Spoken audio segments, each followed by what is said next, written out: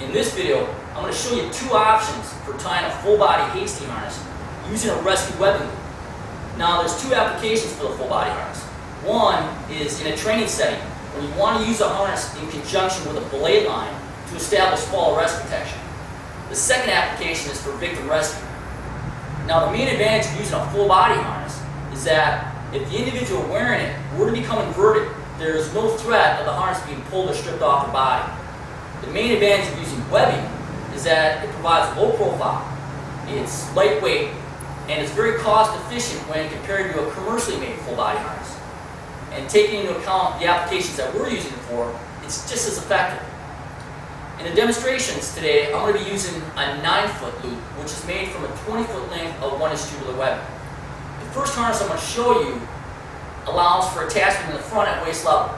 This harness can be used for both training and for the rescue of a conscious victim. So once you deploy your webbing, you go ahead and remove the carabiner, but keep it available.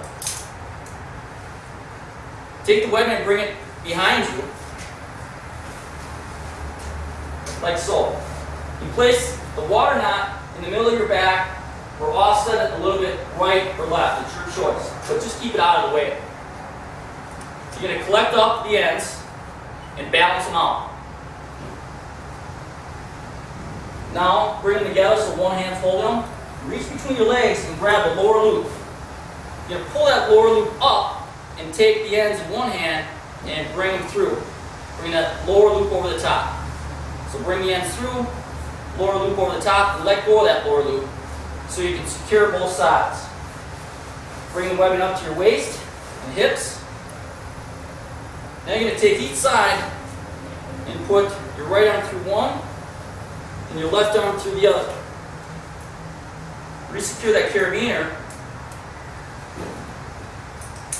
and you're going to connect those ends together behind your back.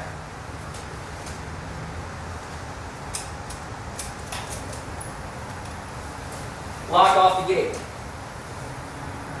Take the carabiner from your belay line or your rescue system, and you go ahead and attach it to your harness.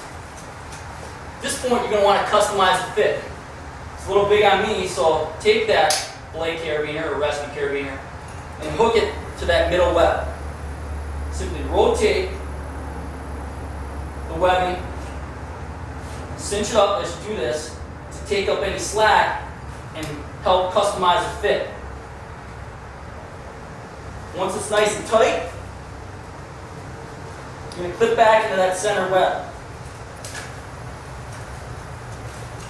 Now I'm going to show you what it looks like loaded.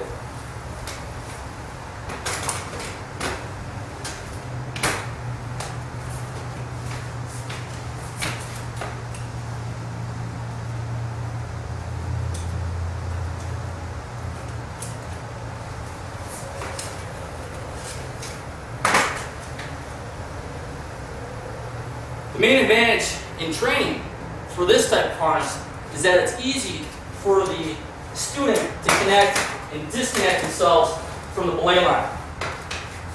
The disadvantage is that when you're practicing any of the head-first bailout maneuvers, the belay line can sometimes get in your way. So I'm going to show you a second harness that allows for attachment behind. And this harness can also be used for the rescue of an unconscious victim. The second option for the full body Hasty harness that I'm going to show you allows for attachment behind your head. The main advantage in a training setting is that it keeps the belay line out of your way when you're practicing any head-first maneuvers. This same harness can also be used to rescue an unconscious victim. Because the attachment point's behind the head, it's always going to keep the victim in an upright profile position.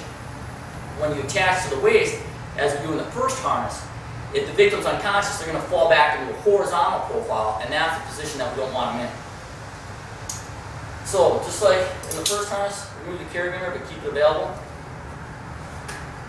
You're going to gather the webbing up, and you're going to kind of place it on the ground with the water knot in the center. And what you're trying to do here, I don't know how well you can see this, but you're making a big figure 8 with the cross point being at the water knot. Take your left leg and go through one loop of the 8, and take your right leg and go through the other loop. Water knot knot stays right in the middle.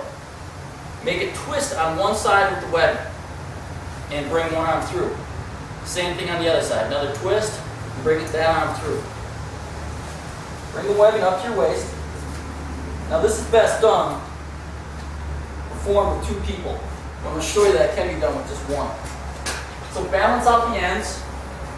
And now to take up the slack with this harness, you're going to tie a lace or square knot. So gather the webbing up.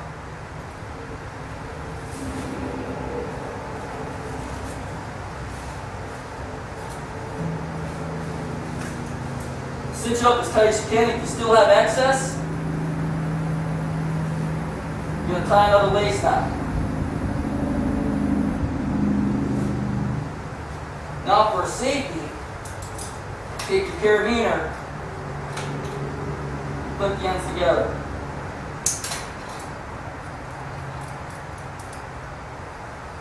You can either attach right here to your blade or rescue carabiner, or you can go all the way low for even a lower attachment point.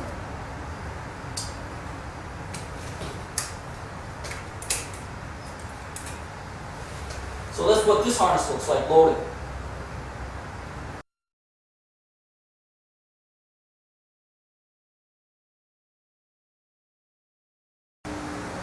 Now I'm going to show you how to tie a full body Hasty harness on an unconscious victim to set up for a window extraction when a ladder isn't available.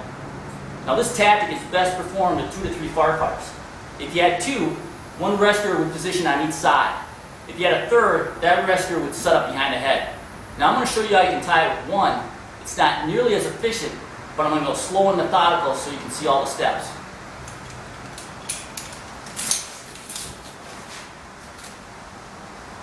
Remove the carabiner, but again, keep it available. You're going to straddle the victim. And you're going to place the water knot in the middle and make that big figure 8.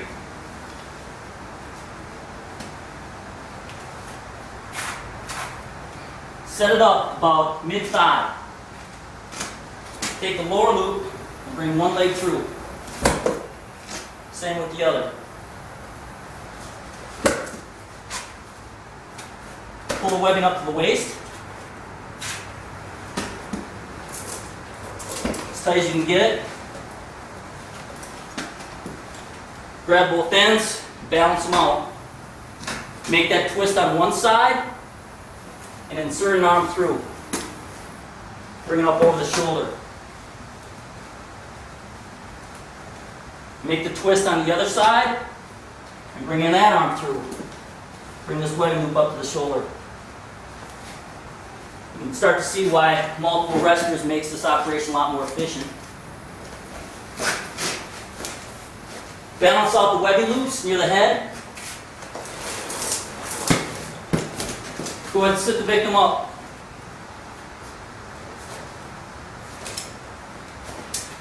Pike it up as tight as you can. And go ahead and tie that lace knot. First one is to cinch the harness up around the victim. You can finish with another lace knot and make a square knot. For safety, always clip the 2 ends together. Lock that carabiner off. Now if you have an escape system,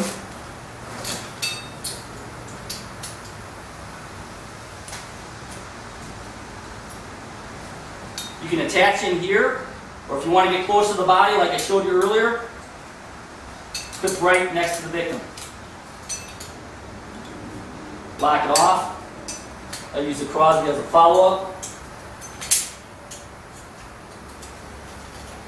Now, you wouldn't do this alone, but if you had multiple rescuers, you'd lift the victim off the sill, hold on to your escape system. This is self-breaking DCD, so I can actually hold on to these 2 loops. We can ease the victim out over the threshold of the windowsill, and then I can lower or belay the victim down using my escape system.